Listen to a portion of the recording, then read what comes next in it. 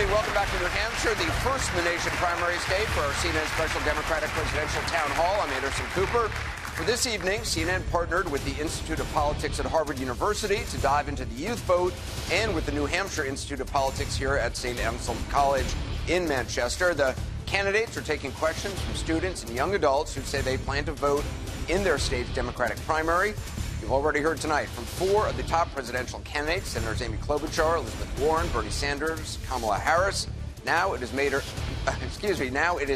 Pete Buttigieg's turn. The South Bend mayor is running on a message of generational change. He's skyrocketed in recent weeks to the top tier of the Democratic field. I do want to note Mayor Buttigieg was the student president of the Harvard Institute of Politics while he was an undergraduate.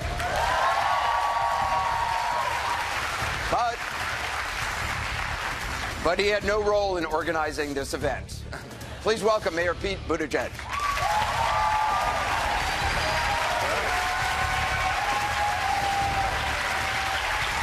Welcome. How are you? Good to see you.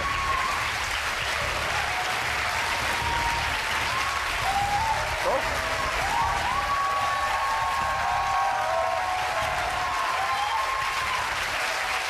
All right, shall we get right to it? Let's do it. All right. First question is from Araulua Omatoa. She's a freshman at Harvard from Idaho. Araulua? Hi. Thank you, Mayor, for taking my question. Thanks. So in a recent comedy piece, Trevor Noah said that you were the exact opposite of Trump in many regards, going so far as to say that you were the anti-Trump. However, similar to Trump, you lack experience in state and federal governance.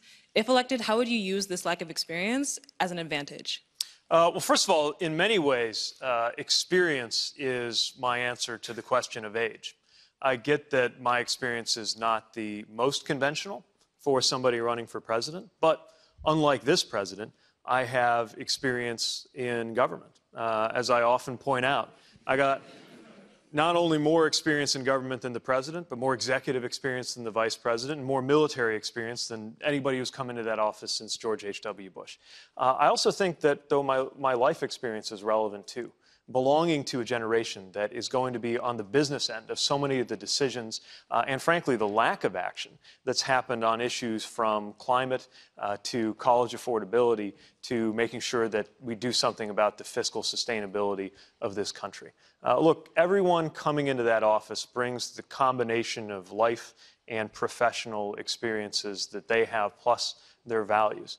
But I would argue that it doesn't get very much more different. It's not possible to be much more different from this president than somebody like me. And I think we also need a little more of that local perspective. You know, to be honest, when I was a student, when I was hanging around the IOP, I didn't think a lot about local government. If it ever came up, it was usually in the phrase state and local government, almost like they were one word, like state and local was the same thing. But and all I really thought about was federal government. But what I found is there's so much purpose, so much meaning, but perhaps most importantly for today, so much actual problem solving that happens at the local level. Like, you would never have a city government shut down because of a disagreement over policy. Like, if I got a problem with our legislative body, our council, it would never lead to the city shutting down because we deliver water. So it's not possible. You need water to live. And so we simply figure it out. And now I think we need that same attitude to make its way into federal politics before it starts happening the other way around. I got to follow up on that. I'm just checking it out. Your campaign website, it's got a lot about who you are, what you believe in. It doesn't have anything specific about policy, like nothing. There's no policy section on it. At what point do you need to start actually presenting specific policies and a whole policy platform? Well, I think I've been pretty clear where I stand on the major issues. I think I led the field in opening up the debate about policy on structural reform for the Supreme Court, for example.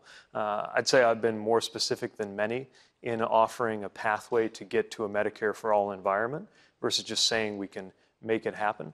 And there's a tool coming online shortly, if it's not there now, that will make it possible to just enter a keyword and see, visualize, pull all the video on what I've said about that particular issue. We'll continue to roll out specific policy proposals too, but I also think it's important that we not drown people in minutiae before we've vindicated the values that animate our policies. Because as Democrats, this is a habit that we have. We go right to the policy proposals, and we expect people to be able to figure out what our values must be from that. I expect that it will be very easy and clear to tell where I stand on every specific policy challenge of our time, but I'm going to take the time to lay that out while also talking about values and everyday impacts, rather than competing strictly on the theoretical elegance of the proposals themselves. But it's hard to compare where you stand to, Elizabeth Warren, who was out here. Even from your website, it's sort of like comparing, it's not, you just can't compare the policy positions. So, hard. Well, some of that will come out tonight, and I look forward to that. Again, Okay. I think I've weighed in pretty specifically on a number of policy issues. We're now in the second week of my campaign being official, and we'll continue building our website accordingly, too. Cool. All right. Let's bring in Hannah Schoenbaum. Hannah Schoenbaum is a sophomore at Boston University studying journalism from California. Hannah? Hi, Mayor Buttigieg. Hi.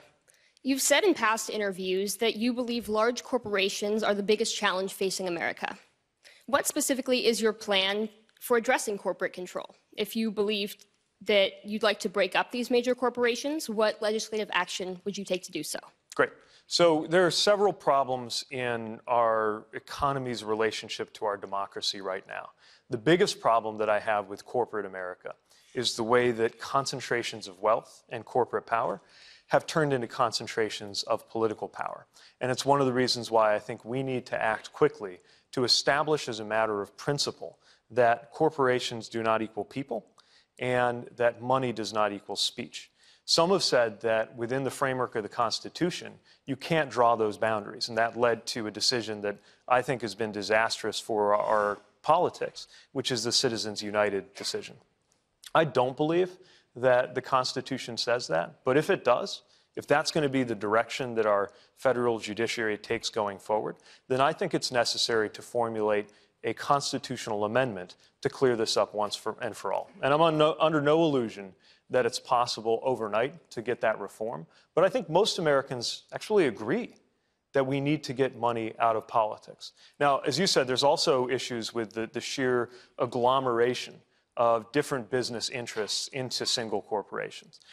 But part of how we regulate that is according to whether they're behaving in an anti-competitive fashion. Right? This is the basis of antitrust law. Antitrust law, as we know it, has begun to hit its limits with regulating tech companies. And part of why that's happened is it was always based around the idea that the reason you got to stop monopolies from happening is that when they happen, they start to jack up prices. So that framework made a lot of sense for making sure that railroads or fruit companies could get broken up if they were abusing the system. It's not designed to handle some of these tech companies where there's actually no price at all. The product is made free, or at least it's free on its face. We've learned, in part because of the way our data are used by these companies, that nothing is actually free. And so we're going to need to empower the FTC to be able to intervene, including blocking or reversing mergers in cases where there's anti-competitive behavior by tech companies, even if it can't directly be applied to pricing, because you're not seeing it in the form of changes to prices because the product's free. We've got a question about immigration. This is Leo Garcia. He was born in Bogota, Colombia. He grew up in Houston. He's a sophomore studying sociology and chemistry at Harvard. Leo? While currently DACA only protects about 700,000 immigrants, there are about 11 million others that are currently unaddressed. How do you approach a comprehensive immigration reform, and how do you feel about the Dreamer narrative that only addresses these 700,000? Well, I think the reason that the Dreamer story is so powerful is that it reflects the experiences of people who are Americans.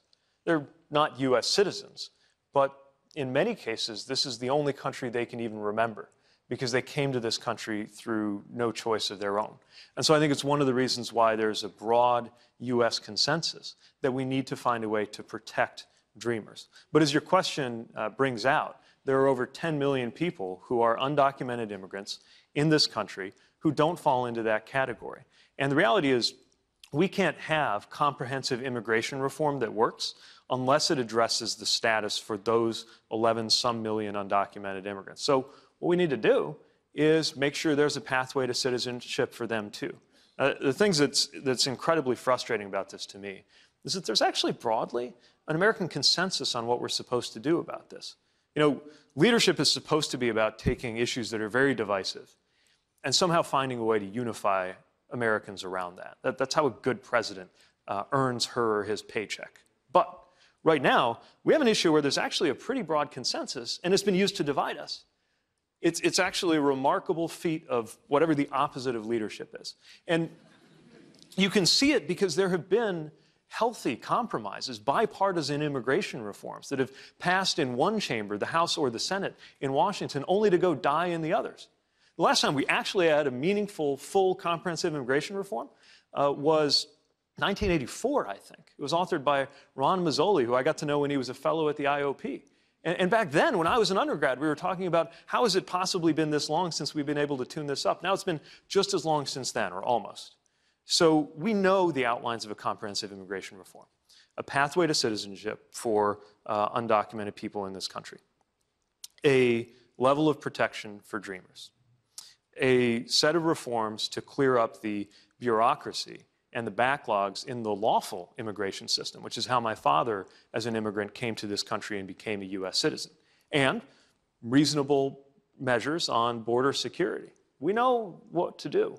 It's just that we don't have the leadership in Washington to do it. And I'm afraid one of the reasons is we've got a White House that has actually computed that it is better off politically if this problem goes unsolved so that Americans can continue to be divided around it for short-term political gain. And that has got to end with a new president.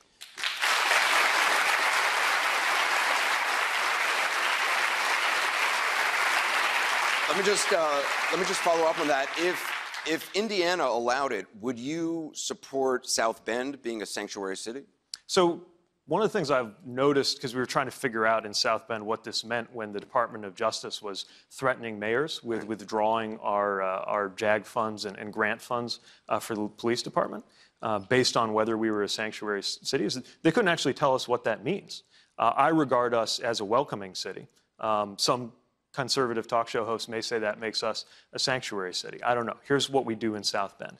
We make it very clear that our South Bend Police Department is not responsible for enforcing federal immigration policy. They've got enough to worry about trying to keep neighborhoods safe. And by the way, it's harder for them to do their job if residents in our community, many of whom are Latino and some of whom are immigrants and some of whom are undocumented, are afraid to even talk to them, even if they know something that might help them address or prevent a crime, because they've been led to believe that our local law enforcement, whose only responsibility is the safety of our community, are being conscripted somehow into doing the job of federal immigration authorities. So you can call it whatever you like.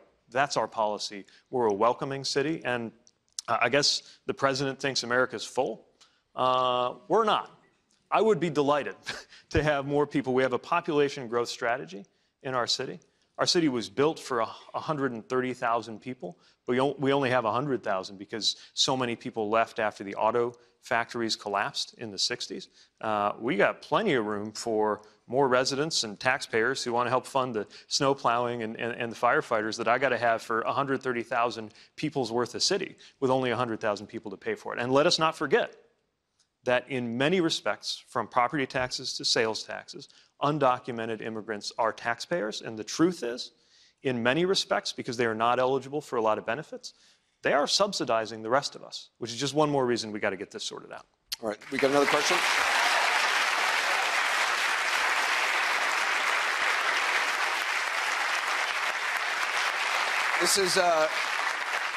This is Christian Abney, a freshman at Harvard from your home state of Indiana. Christian. All right, where are you from? I'm from Kokomo, actually, nice. So pretty close Kokomo. to South Bend. Yeah. So I'm from a city very similar to yours, a small Midwestern town that's obviously been very affected by the post-industrial situation of the United States.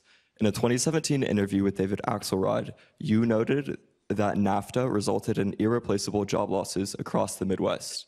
How would your administration negotiate trade and bring success to American industry? Thanks for such a great question. As you know, this is close to my heart because it's close to my hometown. And, during the Chrysler partial shutdown and all the layoffs, Kokomo, what was happening in and around Howard County and Kokomo was an example of just how vulnerable our communities are in the industrial Midwest to policies and markets when it comes to manufacturing. So we need to find a way to make sure that trade actually works for us. There's no building a wall around the status quo. You can't put the horse back into the barn. It doesn't work that way. But what we do need to make sure of is that there are enough measures, including adjustment assistance, including making sure that we make whole in some way the people who were made worse off, that we're actually keeping the promise of trade. The promise that was made when I was growing up was that if we did these things, the rising tide would lift all boats, right? And we'd all be better off. And it turns out it didn't work that way. The rising tide rose. That part happened. It's just that a lot of the boats turned out to be anchored to the ocean floor.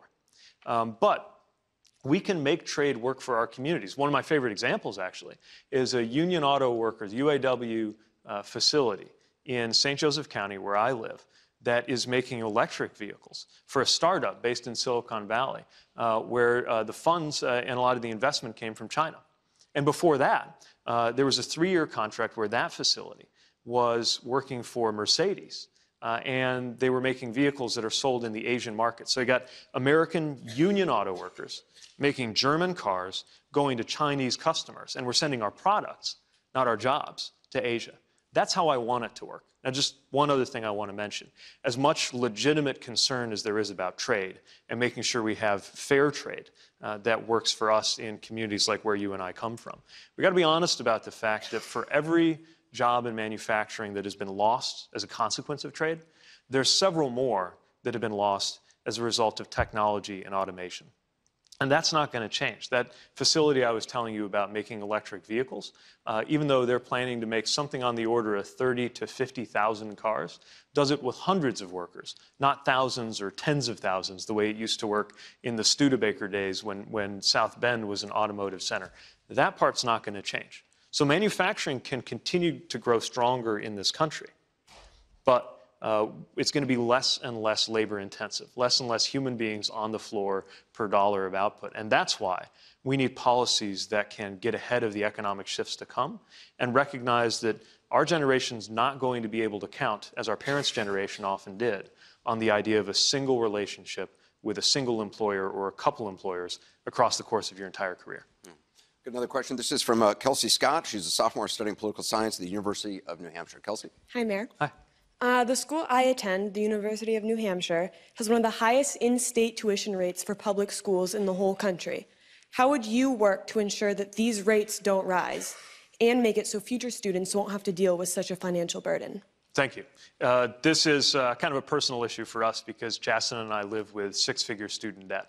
And so I know what you're up against. And in particular, in speaking with students and policymakers here in New Hampshire, I've learned about the extent to which in-state tuition here is actually higher than it would be for you to go out of state to a lot of other states, which of course defeats so much of the purpose of having higher education institutions that are supposed to build up the life of our state, right? It's almost like a big sign saying get out. It makes it that much harder if you're committed to being part of the community or the state that produced you. So there are several things that we've got to do. One of them that I think is kind of most at stake in the question that you raised is we've got, through a combination of carrots and sticks, we've got to induce states to carry more of the burden instead of continuing to pass it on to students. Students are getting squeezed because states are less and less willing to appropriate the funds to make sure that in-state public college tuition is truly affordable. Now, on the back end, we've also got to work on student loan debt. If I can refinance when interest rates change, I can refinance the debt on our house, then it stands to reason that you should be able to do that with student debt too. There's a whole other suite of things that we need to do relevant to community colleges and for-profit colleges. But I think those two steps, coupled with a significant increase in Pell Grants, would make a big difference for college accessibility. And by the way, this time, when we're increasing Pell Grants, let's actually peg it automatically to inflation so we don't have to ask Congress to do that again and again. I want to follow up.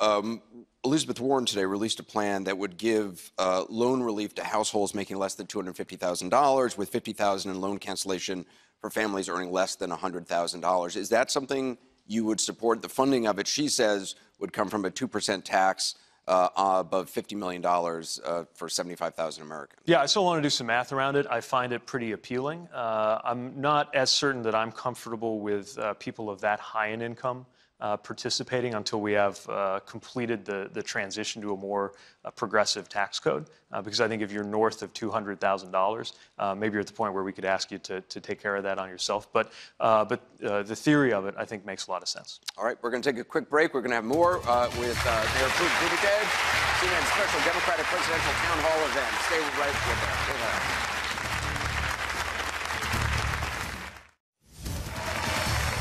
Back for live in Manchester, New Hampshire for the special CNN Democratic presidential town hall event. We're here with Mayor Pete Buttigieg. Before we go, I should point out, we just checked, the policy portal is online showing the videos. Oh, the searchable thing, good. I thought it was online. I want to make sure I wasn't saying so on television without checking, so I'm glad. We got a lot more questions. I do want to ask you about something you said this weekend. You said, and I'm paraphrasing, that anger and dissatisfaction among voters who are stuck economically can lead them to turn against the system and vote to blow up the system, which then could lead them to someone like Bernie Sanders or President Trump. There were a lot of headlines after that, as I'm sure you know, saying that you were comparing Senator Sanders to President Trump. Is that what you were doing? Okay, so just so there's no confusion about this, I regard Senator Sanders and President Trump as stupendously different in very, very many respects. But I do think it's worth noting that there was so much anti-establishment energy, and that can find its way in a number of very different political directions. But when you think about the number of voters, certainly where I come from, who basically narrowed down their choices in the last election, either to Bernie Sanders or to Donald Trump, it tells you that some of the most important things on voters' minds aren't just, are you close to me on a left-right political spectrum, but are you really going to profoundly change the system that we're living in?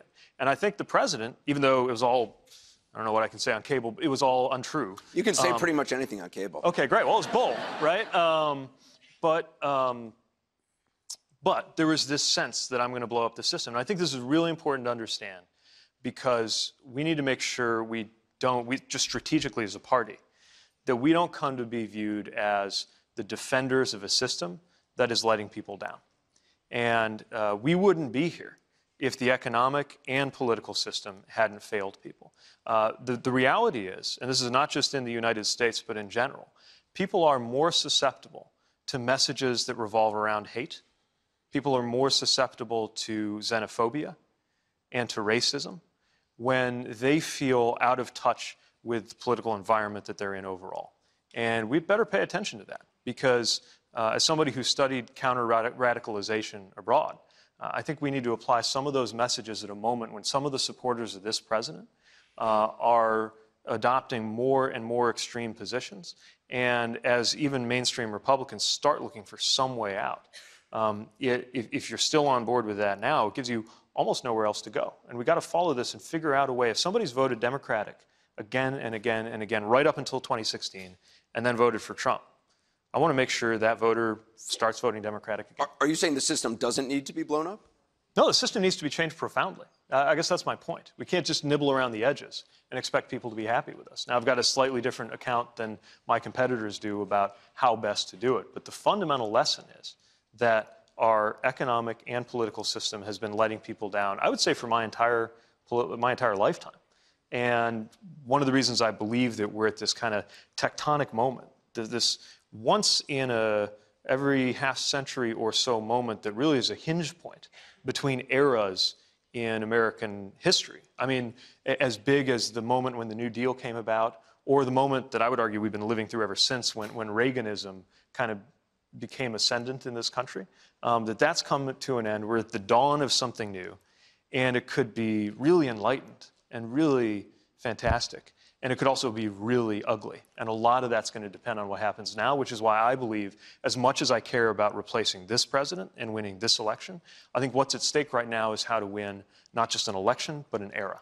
Just before we go to the audience, one more question. Senator Sanders earlier this evening said he's in favor of felons being able to vote, even while serving their prison terms. He was asked specifically about people like the Boston Marathon bomber, people convicted of sexual assault, rape and other things, pedophiles. He said the right to vote is inherent to our democracy, yes, even for terrible people. Senator Kamala Harris just said we should have that conversation. She didn't really answer one way or another. What do you think? Should people convicted of sexual assault of the Boston Marathon bomber, should they be able to vote? While incarcerated? Yeah. No, I don't think so. I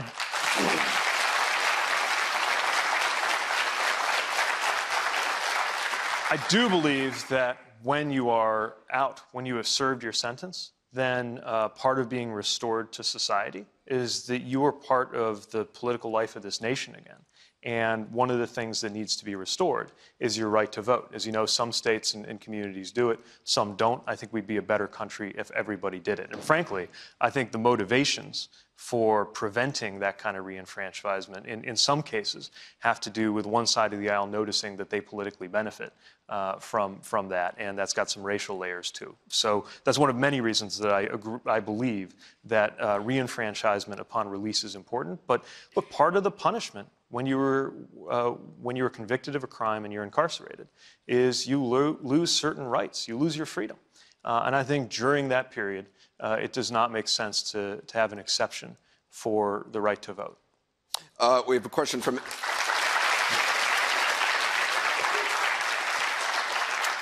We have a question from Emily Brother. Emily's a senior at Harvard studying music from Oregon. Emily?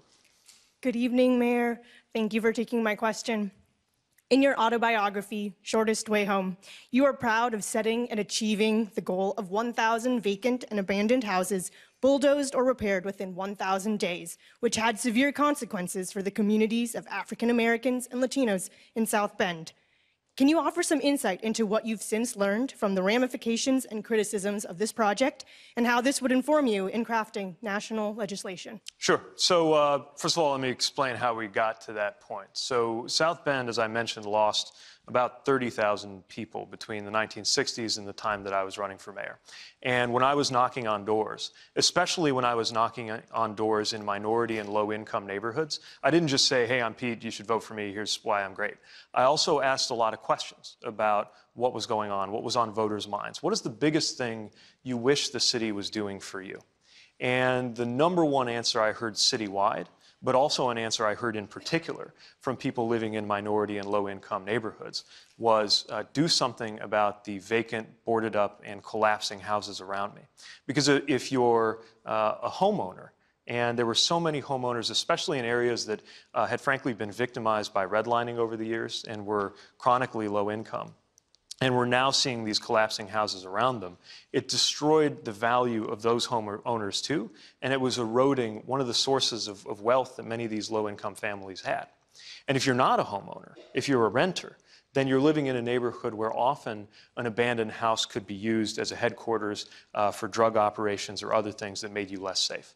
And so as soon as I took office, I asked the team, all right, how many vacant and abandoned houses do we have to deal with? And nobody could even tell us. There were so many we couldn't figure out how many there were. And so that's when we started about a year-long process of really assessing what was going on, trying to map the issue, trying to figure out the difference between a house that was just an isolated case in a relatively well-off neighborhood where we knew there was going to be a lot of value in that house, which meant it was the case that the best approach was probably just aggressive code enforcement because chances are the owner had the means to do something about it and just hadn't got around to it, to areas where sometimes you'd have a whole block with more than 50% of the homes on it vacant.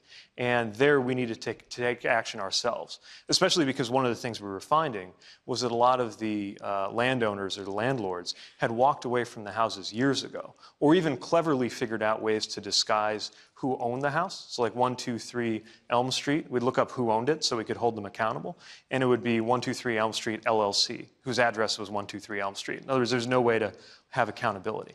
And I just thought, these neighborhoods are never going to be as safe as we want them to be unless we do something and act fast. So that's why we set aside funding to reinvest it in these mostly low-income and minority neighborhoods in the form of repairs on houses we could save, demolishing houses that we couldn't, and enforcement for irresponsible landlords that were allowing these homes to deteriorate. Now, you asked what we learned. No policy is perfect, and we learned some things the hard way on this one. In particular, what we found is that our policy tools didn't do a great job at first of being able to tell the difference between a sort of big, bad, out-of-town landlord who just thought of these houses as lines on a spreadsheet and never even visited South Bend, and somebody who maybe had 3 or 4 properties in town as investments, or one area where we had a lot of issues was somebody would buy a house believing they could fix it up and not even know that it was on the vacant and abandoned list and that we were coming in to demolish it. So over time, we learned to be more in dialogue with homeowners, at least when we could figure out who they were, and had a bit of a lighter touch, or at least a more accommodating conversation between the enforcement side and the homeownership side. So I guess the thing we learned most is just the value of communication, quantity time. And there are some people, it's still an effort that some people had frustrations with. But I got to tell you, the number one complaint that we heard, especially from low-income and minority homeowners in the neighborhoods that we addressed, was, what took you so long? Got another question from Valerie, from London Valerie. But first, I need to give it some background. Back in 2012, it was discovered that the police chief of South Bend, who was African-American, had been taping phone conversations of senior police officers who were allegedly using racist language, in particularly racist language about him. You demoted the police chief. No action was taken against the officers in question. London Valerie wants to ask about this. She's a freshman at Harvard from San Antonio. Great. London? Mayor, my question is straightforward. What are on the secret tapes regarding the demotions of South Bend's black police chief, Darrell Boykins? So the answer is I don't know. And the reason I don't know is that these tape recordings were made in a way that may have violated the Federal Wiretap Act. That's a federal law that controls when you can and can't record people. And the allegation was that the police chief was using these recordings to try to figure out what was going on with internal rivalries with other police officers, and allegedly broke the Federal Wiretap Act when he did that. That's a law that's punishable by a term in prison. And so I'm not going to violate it, even though I want to know what's on those tapes like everybody else does. Right now, this is going through an incredibly long, frustrating, and expensive legal process that in the end will allow a judge to say whether or not the content of these recordings can be released, so we can figure out whether it's true or whether it's not true, that there's something on there that we need to be concerned about. The reason I demoted the chief was that I found out that he was the subject of a criminal investigation, not from him, but from the FBI, and it made it very hard for me to trust him as one of my own appointees. It was frustrating and painful, too, though. He was the first African-American chief in our city's history, and one of the reasons I had asked him to serve in the first place in my administration was a great track record in community policing, which is a huge priority for us because we're a racially diverse community. And speaking of things you learn along the way, and in particular, lessons I learned the hard way as a mayor. One of the things I realized was that while I was absorbed in just making sure that we weren't tripping on any landmines related to laws about what you can and can't record, I was, frankly, a little bit slow to understand just how much anguish underlay the community's response to this. Because for people in the community, it wasn't just about whether we were right or wrong to be concerned about the Federal Wiretap Act. It was about whether communities of color could trust that police departments had their best interests at heart. And the more I learned about that, the more I realized that lifting the veil of mistrust between communities of color and our police department had to be one of my top priorities as mayor. It's why we instituted civil rights training and implicit bias training. It's why we implemented body-worn cameras for all of our officers. It's why we directed officers to make more foot patrols and get to know people in these neighborhoods, especially neighborhoods experiencing a lot of crime, not in an enforcement environment, but in a trust-building environment. And a number of other measures, including stepping up our efforts to recruit more minority recruits onto the department itself. Something I'm still not satisfied with what we've been able to do so far, so that there's more of that trust. Right now, I think it's the police force, the last statistic I saw in 2018, it was 5% African-American, whereas the population is 26% African-American. Yeah. And the two police chiefs you hired subsequently, which some people in the community criticize you for, were both white. One of the things we did also as a response to learning about how much concern there was in the community was making sure there was a community-oriented process to bring us input on the selection of the next police chief.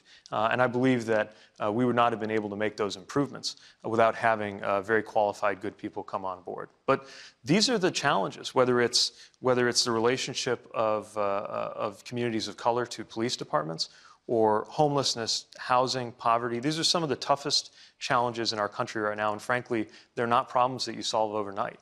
But I believe they're problems that people with goodwill and a listening heart are able to make progress on. And I don't think I would have been able to be reelected in including winning minority districts in our city if it weren't for the very hard work that we did in the years since that incident really threatened to tear our city apart to try to heal. And I don't claim that we got every step perfect, but I will tell you that I did everything based on my best judgment and a desire to do what was right for the community. And I think we need that kind of spirit, that kind of attention, and frankly, that kind of willingness to listen and to adjust. We need a lot more of that in Washington right now, especially in the White House. One of the things, if you've been watching at home, you know we've had a lot of folks from Harvard here and St. Anselm.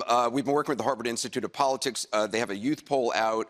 According to it, human rights is the top foreign policy issue for young voters. On that topic, Trevor Van Neal is a junior at New England College from Vermont. Trevor? Hello. Welcome back to New Hampshire. Thank you. My question is, how would you cooperate with countries that view homosexuality as a sin and a crime that is punishable by death? Well, I think it's wrong to harm or punish people because they're part of the LGBTQ community. I get that not every country is there. In some dramatically milder respects, but still very bothersome ones, our own country is not there. I believe that this is an example of why the world needs an America that is strong, that's credible, and that people believe keeps its word. Because, frankly, our ability, the ability of the next president and of the U.S. in general to lead on this issue, I mean, to really try to guide countries toward doing the right thing, largely depends on whether we have any moral authority at all. Does anybody think right now that the U.S. has an awful lot of moral authority in the world? It has plummeted. And whether it's LGBTQ rights or, frankly, any kind of human rights or democracy promotion that we want to advance, either because we think it makes sense from an American perspective or just because we believe it's consistent with a universal aspiration for a better life, it's really important for the U.S. to be a credible messenger. I still believe in the American model, for all its flaws. When I look on the world stage, I think the American way of doing things, our commitment to freedom, our efforts, however imperfect, to establish a democratic society are the right way to go. And frankly, there's a lot of other models that are being held up now as credible alternatives. The Chinese model, authoritarianism in sheep's clothing, is being held up against the chaos and division of America right now. It's being held up as an alternative. The Russian model is throwing its weight around in nefarious ways that have harmed our country. Don't even get me started on the Saudi model, right? There are a lot of other ways that countries can operate. I still believe that America can spread values related to freedom and democracy that'll benefit, among other things, various minorities living in their home countries, but not if we're not credible, not if we're not viewed as a country that keeps its word. And we've got to do better on that. And the next president probably will make all the difference in this incredibly sensitive time in world affairs on whether we get into the rest of the 21st century with American leadership continuing to be at the front of the pack or increasingly something people just scratch their heads over. I want to ask you just a personal question, if I can. In 2015, at 33, is when you came out publicly. Mm-hmm. How do you think your life would be different if you had come out before that? Well, frankly, I came out because I wanted to date. And if dating had been available to me in my 20s, I'm not sure I would have got nearly as much done. Honestly, I don't know exactly. But, what I do know is that at first I convinced myself that I didn't need much else in my life because I had a really demanding job, especially once I became mayor. I was mayor most of the time, and then I was also a member of the reserve. That was more than enough to keep me busy. And the city was a jealous bride, and I was fine with that up to a point. It was when I came back from my deployment, having taken time to serve in Afghanistan while mayor, and I came back from that leave of absence, that I started really thinking about how you only get to live one life. And I came out, and I started dating, and I found Chasten. And even though in the past I was mystified by the idea of how any of my fellow mayors or elected officials ever managed to do that job and also be in relationships and be married, I don't know how I do this without them. So I guess another way to answer your question is I would not be running for president today if I hadn't come out. I have no idea what would have happened if I had found a way to come out earlier in my life than I did. Cool. I want to bring in... Actually, we're going to take a short break. We'll have more questions from the audience. We'll bring back South Bend, Indiana Mayor Pete Buttigieg. Join us for CNN's special Democratic Presidential Town Hall right after this. Hey, welcome back to our special Democratic Presidential Town Hall event. We're live in New Hampshire with Mayor Pete Buttigieg. All right, we're in the home stretch. Just very quickly, if you were in the House or the Senate, would you vote to impeach President Trump? Do you think the House should move for impeachment? I think he's made it pretty clear that he deserves impeachment. I'll leave it to the... But I'm also going to leave it to the House and Senate to figure that out, because my role in the process is trying to relegate Trumpism to the dustbin of history, and I think there's no more decisive way to do that, especially to get Republicans to abandon this kind of deal with the devil they made, than to have just an absolute thumping at the ballot box for what that represents. Do you worry if Democrats focus on this, though, it's going to take away time from tabletop issues that...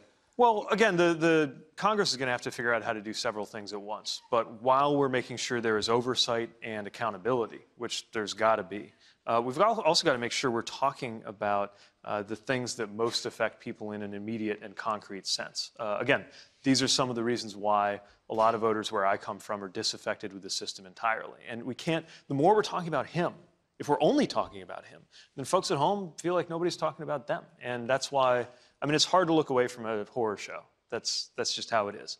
It's mesmerizing. But we have got to figure out a way to change the channel. Sean Kirk is with us. He's a graduate student at the Harvard Kennedy School and a student at Harvard Law School. Yikes. Man. I'm a total schlub. Oh, great. He also served as a surface warfare officer in the U.S. Navy. Ah, all right. You've done everything. Oh, Navy guy. Sean has a question about your time in the Navy Reserves from 2009 to 2017. And Sean, thank you for your service and for being here. Thank you, Mr. Cooper.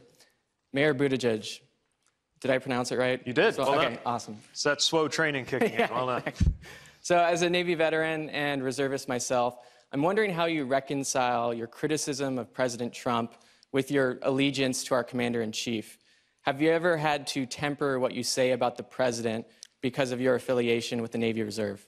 Yeah, well, first of all, thanks for your service. And Thank you. I thought about this a lot when I was serving. During the time that I was in the reserve, I separated a couple of years ago. I always tried, in particular, when I was in uniform, when I was at drill, or when I was deployed, to keep my politics out of it. Because I think all of us arrive with political views. Now, that said, the very thing, or one of the things I believed that I was serving to defend with my life, was the fact that we're a country where you get to be critical of your political leaders. I swore an oath to the Constitution, not to the president. And that's where our ultimate loyalty has to lie. But the other thing that happened while I was serving abroad was that I learned to trust my life to people who had totally different political views than I did. I mean, that was the amazing thing, as you know, when you serve. I mean, it was an institution that drew people from all parts of the country. It was the most racially integrated organization I've ever been part of.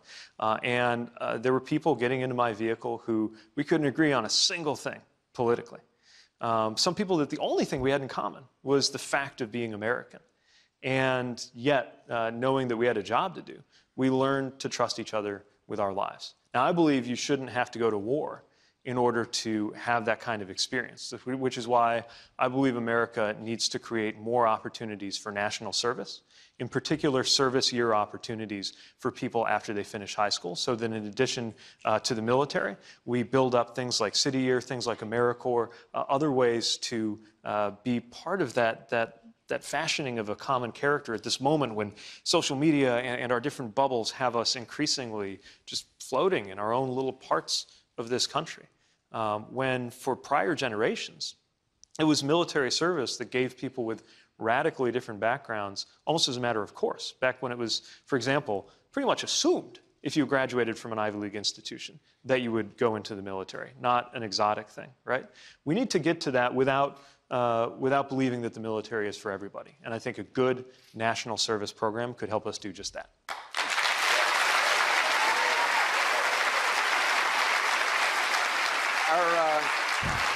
Our next question comes from Camille Caldera. She's a freshman at Harvard from Maryland. Camille? Mayor Buttigieg, you've talked openly about your strong Christian faith as well as your identity as a happily married gay man. I myself am a bisexual Christian woman. How will you challenge the right's moral monopoly on Christianity to unite conservative, moderate, and liberal Christians alike behind you and your platform?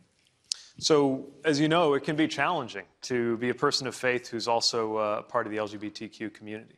And yet, to me, the core of faith is regard for one another. And part of how God's love is experienced, according to my faith tradition, is in the way that we support one another, and in particular, support the least among us. Again, let me preface this by saying, I believe strongly in the separation of church and state. And I think anybody who steps into the public sphere needs to make it clear that they're here to support people of any religion and people of no religion. But I also think we ought to be honest about where we're coming from. And part of where I'm coming from is a faith tradition that counsels me to be as humble as possible, that counsels me to look after those who need defending. And frankly, it couldn't be more radically different than what I see certainly in this White House, where there's a lot of chest thumping and self-aggrandizing, not to mention abusive behavior, but also a political agenda that seems to always be revolving around the idea that somehow it's too easy for poor people in this country. It's just so different than what I get when I read Scripture. And I get that one of the things about Scripture is different people see different things in it. But at the very least, we should be able to establish that God does not have a political party.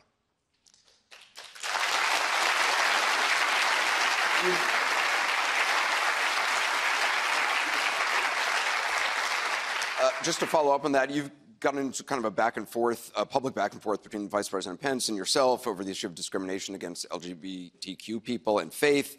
The current ambassador to Germany, Richard Grinnell, who's also gay, he weighed in on this, saying that you have been, quote, pushing this hate hoax along the lines of Jussie Smollett for a very long time now, several weeks. How do you respond to that? I'm not a master fisherman, but I know bait when I see it, and I'm not going to take it. All right.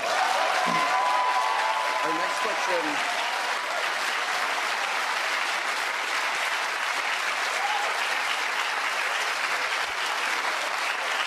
Our next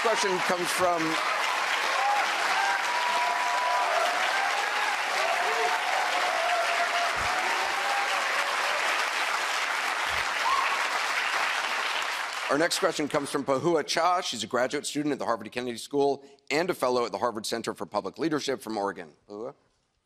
Good evening. My question is that many people accuse our generation, I'm 31, and younger generations of being fake woke or of the age of Instagram. As the youngest candidate, what do you think sets you apart from the other candidates, and what do you think has been unfair criticism? Well, I think, in the same way that a candidate needs to be there for people of every religion or no religion, you got to be there for people of every generation. I also think the longer you're planning to be here, by definition, the more you have at stake in the decisions that are going to be made, especially when climate change is largely going to dictate the economic opportunities and even physical safety of people our age and younger in particular. At a time when we're going to be asked to foot the bill for unaffordable tax cuts on billionaires passed by the last Congress and signed by this administration. And so while I think anybody of any age can speak to these issues, I think having a personal stake in what the world's going to look like in 2054, that's the year I get to the current age of the current president, I think having a personal stake in that helps you have standing to speak to some of these issues and concerns. I do think that sometimes people look at our generation and raise an eyebrow. And I think part of it is out of a sense that we're not as politically engaged. When I was a student, actually, that was just around the time the IOP started doing an annual poll, a body of research around young people's involvement in politics. And the hypothesis they were testing at the time was, do young people just not care as much? Because you saw patterns of voting and volunteerism were low. And what we found was that while voting and volunteerism on campaigns was low, volunteerism in communities was really high. So the question wasn't, what's wrong with young people? that they don't care about the world around them. The question was, what's wrong with our system that young people who clearly do care about the world around them don't necessarily believe that politics has anything to offer them? And that's something we've got to change. While I passionately believe that every young person ought to be involved, ought to vote, ought to be engaged, ought to hold candidates accountable, I also recognize why a lot of young people question whether their votes matter. I believe that that's one reason why we need very straightforward reforms, like an electoral college reform that would switch it to just electing our president based on the person who gets the most votes, to